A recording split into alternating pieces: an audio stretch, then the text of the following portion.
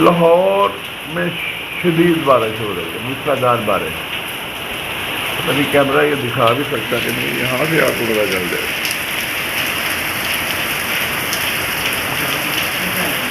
और बाहर हम जा नहीं सकते पहले,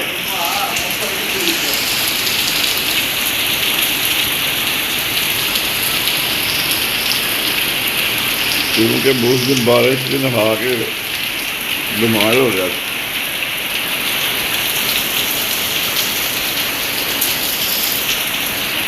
आज पेश हुई ये है कि सारा दिन ही बारिश हो रही है।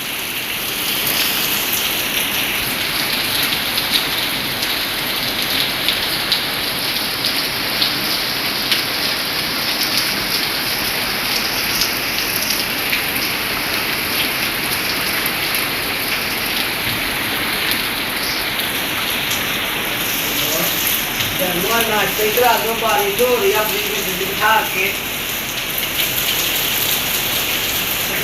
काम खत्म होना, साढ़े 7 हो गए, मेरी तैयारी कर बारिश हो रही है जानी।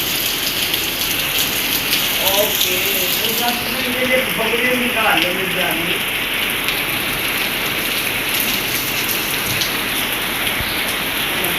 काम याद करे तो 10 मिनट खा लेंगे, चलो बदल थोड़ा बचा गया। पापा का भी शुगर हो गई है, मिठा ना खा दिया कर।